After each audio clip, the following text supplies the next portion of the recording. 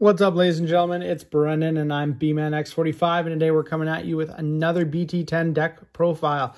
We have my blue deck for the format, and if you think it's Imperial Digimon, it's not.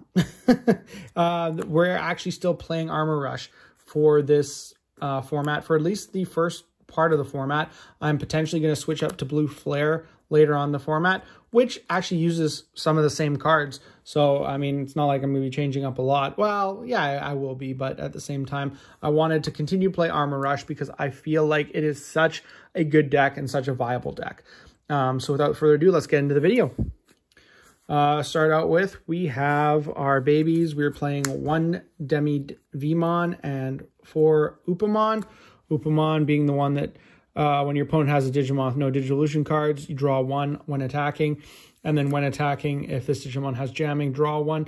You're not always going to get the no Digivolution card, but you do play the jamming Vmon as you saw in the picture there. So this is just really good because you can just get free draws off of an attacking Vmon, which is a way how you push for game and you gain advantage.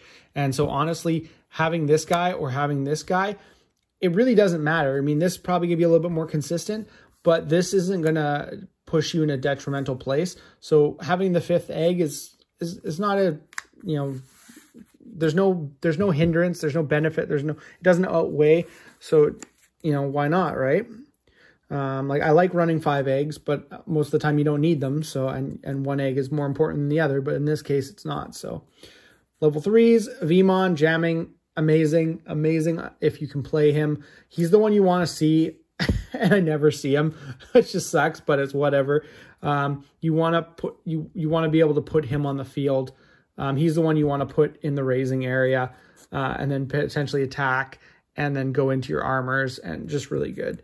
Then you have this guy. He's good to go in the raising area too. He's got the inheritable. When this Digimon becomes unsuspended during your main phase, gain 1 memory, which can happen with Magnamon and other cards. This is the guy you want to summon. You want to summon the BT8 Vmon that searches, reveal the top 4 cards of your deck, add 1 2-colored blue card among them to your hand, place the remaining at the bottom of your deck. So reveal top 4 is pretty good, and you do run a lot of 2-colored cards. So very, very good. And then we're playing, lastly, we're playing 2 of the Star Deck Vmon. We're not running all 4, so his ability doesn't go off, but his inheritable of having 7 or fewer cards in your hand, trigger draw 1, is pretty good. It's just a good card to have in your raising area. And the more you have in your raising area, then you can just worry about playing these guys when you have them. Because then you won't, you know, I find the one thing about this deck is you can really run into a lot of hands where you don't see your level 3s. And I play 14 level 3s, so that's really odd, but that's the game we play. For your level 4s, we got 3 Flame Digimon. Gets 3000 DP on Armor Purge off of Vmon. This is where it can be really cool too, because you can attack with these guys and they can die, and then you can attack with jamming Vmon and get multiple security checks. So you don't even care with the jamming Vmon underneath. Then you got 4 of Lydramon, Super MVP, Armor Purge, Digivolve 2. I think, yeah, they both have Digivolve 2 from Vmon. And when Digivolving, suspend 1 of your opponent's level 4 or lower Digimon. That's pretty strong. Really good. Then you have the MVP, the other MVP, Magnamon, level Digivolve 3 from Vmon. But he's got Blocker, Armor Purge, when Digivolving, unsuspend this Digimon. So he gets the other Vmon's inheritable off. He also makes it so that you can attack with your jamming Vmon, go into him, unsuspend, get multiple attacks. It's really good. Unsuspend this Digimon, it gets 2000 DP till your opponent's end turn for each card with armor form, and it's trash. So that's really good. And then lastly, we play the 1 Kumamon because hybriding for game is good. I like Kumamon over Lobomon because I feel like he does stuff. You may trash when Digivolving, trash a Digivolution card from the bottom of your opponent's Digimon. I feel like that's important because if you have to use that to gain some kind of advantage, at least you have that ability. Because honestly, the only time you want to go into Lobomon is if you got game, and then you don't care if he's got 4,000 DP or 5,000 DP as Lobomon does. But if you are forced to go into this guy because you're in a bad situation, at least he gets you something. And so I like Kumamon over Lobomon in that instance. Maybe people are going to tell me I'm wrong. But, you know, hey, give me your reasoning. I'd like to know. So that's 12 level 4s. Level 5s, 2 Pyeldramon and 1 Chimeramon. I was only running the 1 Chimeramon before, just because you don't see a level 5s. This was actually really inspired by, I think, Martin Lee, his deck profile. He was actually at the tournament I was at with my Jessmon deck, and he took that one at that test tournament. I believe he won the DC1 the week after. I thought it was a really cool idea, just because you do have so many. You have the green, and all your guys are blue, and then your Lydramons are green. You have a potential to go into a free level 5 if you can't get to those Magnamons, and then you can go in to your Magnamon X-Antibody, which is just really cool and really strong. And he, you know, his ability, his unsuspend ability is really cool as well.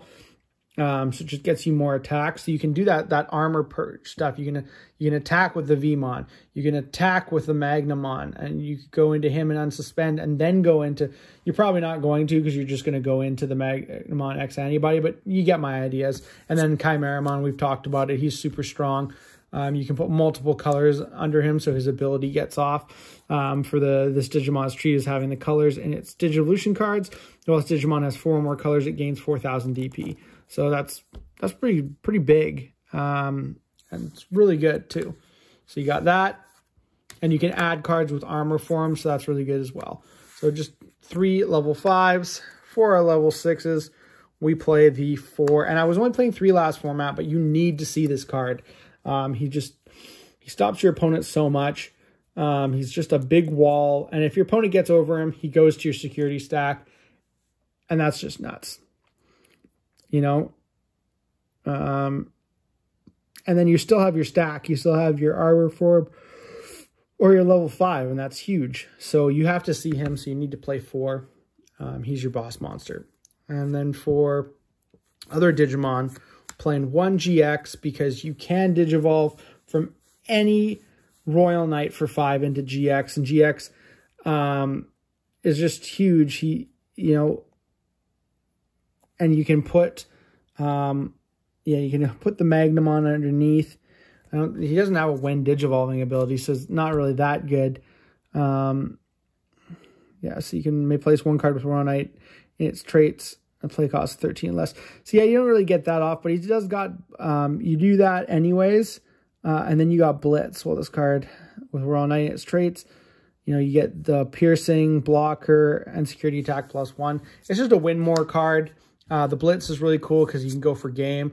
You know, say you're worried about your opponent's next turn and you have him on board and they have no security. You can go into him. You don't care about his 5 memory because you're going for game. So it's just a really good play.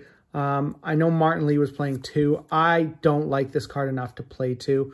I feel like I wouldn't want it to clog my hand. I'd rather just have it there as a win more card.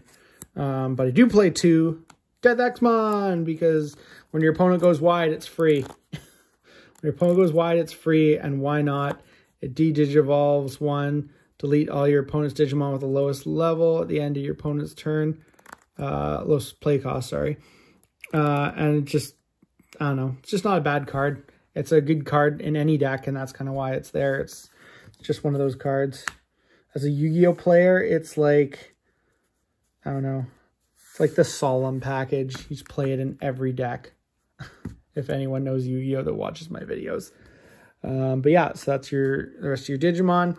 Lastly, we have Ken Davis as our Tamers. Such good memory game.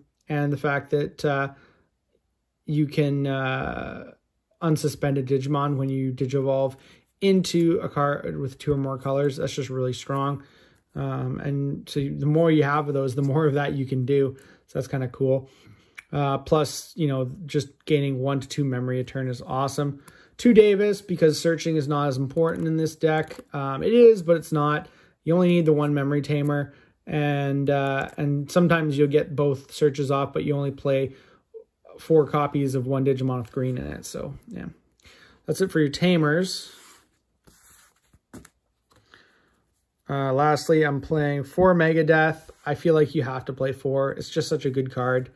I know other people play 3. I just die without this card a lot of the time. Suspend your opponent's Digimon, then return one of the opponent's suspended Digimon to the owner's hand. Just so good. And it activates its main effect off security, so why not? And it's only 5. 2 Awakening of the Golden Knight. I love this card. It's like it's a free Magnamon X-Antibody. And when it's got off security, you add it to your hand and return a card with Magnamon and its name from your trash to your hand. That is so good. And you can Digivolve your Magnamon X-Antibody from any Armour form, which is just so good.